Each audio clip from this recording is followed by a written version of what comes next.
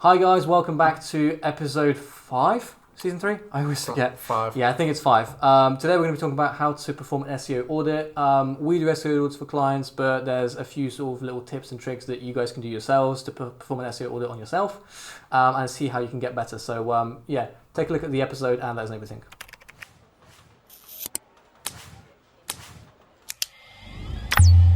Right, so the first thing that goes into an SEO audit, looking at sort of the current situation, so the current traffic, the current sources of the traffic, backlinks, things like that, so the things that we usually do in SEMrush.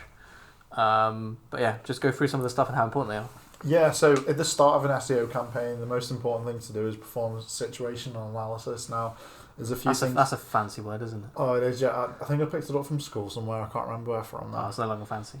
No, I can't remember where it's from. But anyway, yeah, so there's loads of different elements to it. So there's obviously looking at the on-page SEO, the content of the site, the backlink profile, those kind of things, the user interface and the user experience, those kind of things. But yeah, it's just like that's the first thing you've got to do. You've got to take that as a base. You've got to look at the statistics on Google Analytics and Search Console. But ultimately, from the actionable things to do are run it through SEMrush, make sure that you can see the keywords that they're currently ranking for, check backlinks on Ahrefs or SEMrush, and for technical things, then run it through Screaming Frog. So we like to do that. Also, Page Insights by Google, I think, as well, right? Page Insights by Google as well, yeah. So to test page score, so the page speed, it's a good idea to put it through Google Mobile Page Insights. So just knowing where you're at so far, so you know where you want to go in the future. So if you're starting off with a page speed of 40 out of 100, you want to be getting up to you probably want to double that if not better. If not better, yeah. So you need to find out where you're at. You need to find out where your goals are at, and then after that you can make steps to get to where you want to be. So what we usually do is we usually reverse engineer everything, don't we? So when we perform an SEO audit, sometimes we will actually do like a video audit and send it to a prospect. That's about sort of 10 minutes, but we go through exactly sort of everything from back to front essentially. So first of all, is anybody searching for what you're selling? So most of the time the answer is yes, otherwise you wouldn't be thinking about a search strategy. But you have to check that people are actually searching for what you're selling, right? Or the most effective. Like people may be searching for it, or just not many. Yeah, exactly. Or there's other channels like. Well, there's different things. So you can have. So what we do is we sort of simulate the search volume with a tool called Uber Suggests. We'll link all these tools in the description below anyway. But what we do is we run a sort of an analysis on each keyword to sort of reverse engineer whether it's viable for you to try and rank for a keyword if people are searching. There's no point being top of search results for a keyword that nobody's searching for. At the end of the day, that's not going to turn into views and clicks and revenue. So what we do is we take a keyword from. If I was doing an SEO audit right now, I take a keyword of the about page or the services page, and use those keywords and put them into Uber Suggests, and that will tell us that this many people per month are searching this from these countries. This is the cost per click if you try to bid for that keyword using pay-per-click. Yeah. And we'll go into sort of little tips with that in a second. And it will also show you the top, I think, 25 search results and companies, what websites are ranking for those. Yeah. So the best way to see whether you're on the right track is to take some keywords that you think people would be searching. So in our case, we rank for SEO Agency Manchester or Search Engine Optimization Manchester. Mm-hmm. And if we wanted to check whether people are searching for that, we take that, put it into Uber Suggests, and we can see that, for example, there's 1,000 search volume per month, so 1,000 people a month searching for this, and that we can see that who's ranking for those. Obviously, we're going to be. I think we're fluctuating between 1 and 3 at the moment. Yeah, it goes up and down, but we can see basically that our competitors are in that top 10 list, and if we weren't ranking for that, if we wanted to rank for that, we can see that okay, enough people are searching for this, and we can see some of our competitors are ranking for this. That means we should be ranking there. Yeah. If you run an analysis like that, and you see that only like 10 people a month search for it, and all of the sites that are ranking for this are like Indeed and directories, Wikipedia, things like that, those sites aren't trying to get ranked. Those sites run off traffic from different areas. Indeed, in places like that only rank because they've got a hell of a lot of keywords and they're reputable sites and they've got good domain authority, things like that. Yeah. So always look for whether enough people are searching for the keywords. So I would say 100 a month plus at least in a dedicated niche. Yeah. We have some clients that have that we run campaigns to like 100 a month. We have some that are like 7,000 plus. Yeah.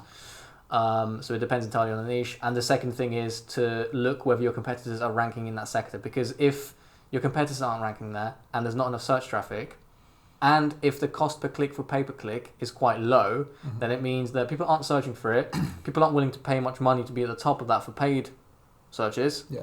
And your competitors aren't doing it either. So that's a good tell to see whether you should be doing it. Yeah, so I can give you an example of this. So I was looking at a competitor site for our own website, because I knew that they had a really good digital presence in general. So I took a look at their top pages. I did it through SEMrush, but I want to give a shout out to Ubersuggest. Like, it's a great tool. It's free. It's getting better and better all the time. You can now log in with your Google account and do reporting. Like, I was skeptical of it like a few months ago because I thought it'd never overtake something like SEMrush, which we pay for. But you can log in now and save reports and email reports. So like that's good. We need to try that out a little bit more. Yeah. But anyway, yeah. So if you type in a competitor's URL, if you want to do, I'll explain it for free on Ubersuggest. It works similar on SEMrush as well. So on Ubersuggest, you type in a competitor's URL, and then from that you can see the top performing pages. So you can see which is approximately getting the most traffic, and then you look into those pages and then see where they're getting the backlinks from. Look at the content on the page.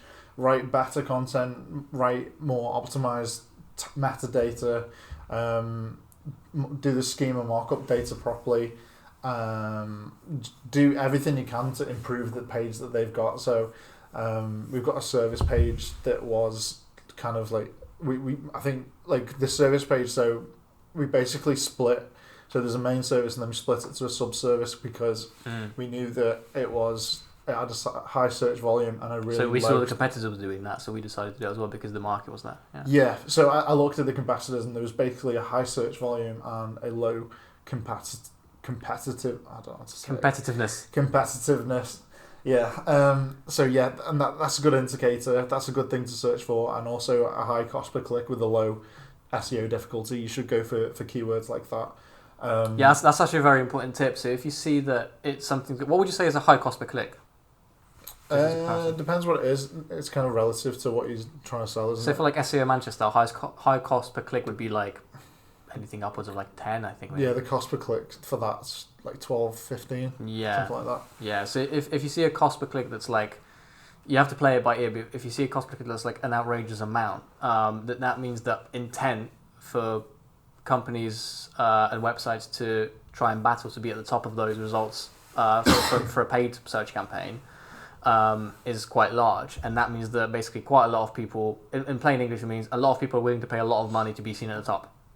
What that tells you then is even if there's a low search volume, those people that are paying a lot for those ads to be at the top of Google are trying their best to do that. That means that there's actually a market there. So even like I said, like we have clients that we run campaigns for that for keywords that are getting 7,000 searches a month. We also run campaigns for keywords that are getting 100 a month, and 100 a month.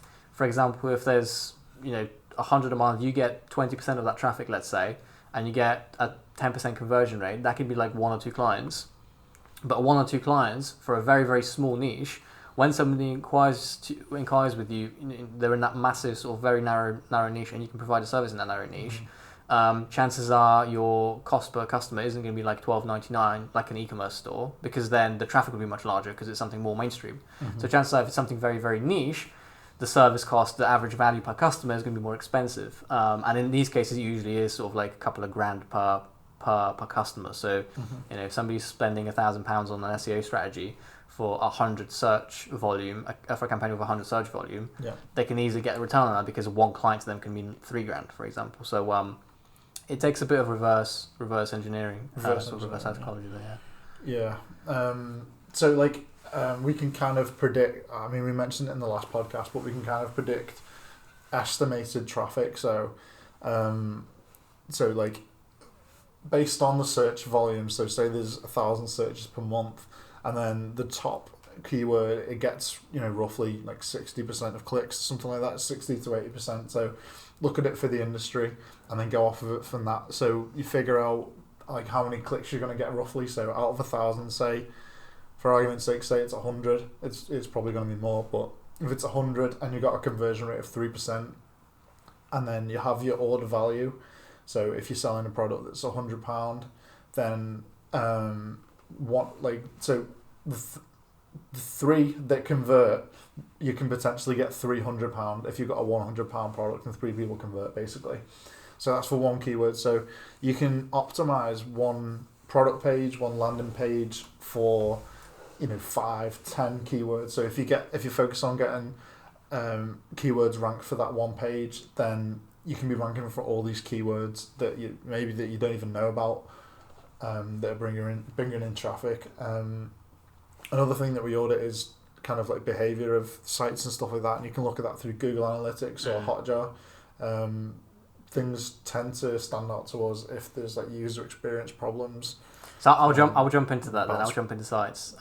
It won't be a long rant, but basically there's 2 options. So when we audit a potential campaign, we audit obviously the off-page stuff, like we just said, like SEMrush, Uber Suggests, Page Insights, all that sort of stuff. But then we also audit the website, because you could have all the money to spend on ads, you can have all the money to spend on an organic campaign, and you can have all the traffic in the world there, but if you're sending them to a dead site, nothing's going to materialize of it. And that's just a fact. So there's 2 options that we look at. One, if it's a WordPress website, which is good, because even if it's not in the best standard, it can, like for example, we can easily bring it up to standard as part of an SEO campaign. Or number 2, it's not an SEO website, but you have an in-house team that can edit it. So some of our clients, like one of our clients I can think of right now, they have an in-house development team that we put changes forward to them, they turn them around in a couple of weeks, and it's done. Unfortunately, there are some clients that we wish we could work with, but we can't on some levels, because they can't edit their own site, we can't edit their site, and it's necessary to edit the site to be able to get the most out of that campaign, and that sometimes is a big drawback. So I would end that note on this. If you're doing any of this, if you're taking any value from that and going out and trying, reverse engineering the search results and keywords, things like that, but you currently have if you have a WordPress website at the moment, fantastic, stick to it. If you don't have a WordPress website, but you're a bigger business and you have an in-house team that can edit it, that's also good. That's also not an issue. But if you're a one-man band or a small team or even a bigger business that don't actively have a good way of editing their website, and it's, God forbid, not optimized for mobiles, or it's outdated, or I don't want to say outdated because you can bring content up to date, but if it's not optimized for mobile, or if it's constantly being hacked, for example, recently we were talking to a prospect that their homepage didn't work at all.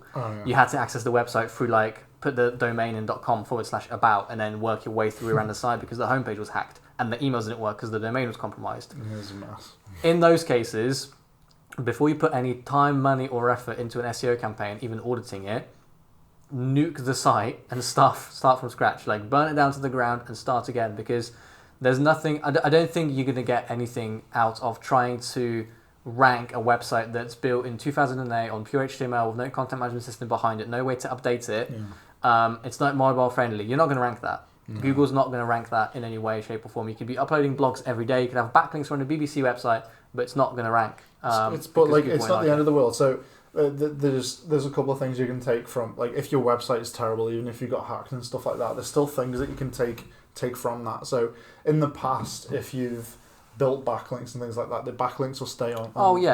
The domain can stay. So as long as, if you've got to strip your website back, at least you've still got the backlinks, and if you've had the domain for a long time, then you'll have some domain authority. And if you've done good SEO, if it was 10 years ago, then you will have some good domain. So I'll reiterate, because you make a good point, I'll reiterate that what I mean is layout-wise, mainly UI and UX-wise. So in terms of the domain having good authority and backlinks, that will stay there, In terms of conversion optimization, in terms of layout, so if it's not scaled on mobiles, if there's no call to action buttons, if it's a one-page site sometimes as well, things like that, get that up to scratch. But so there's a clear distinction between the actual domain and what the SEO juice that's going to the domain, and how the page looks. That's part of what we audit as well. To go to backlinks, like we look at the backlink profile as well. So look at do follow links.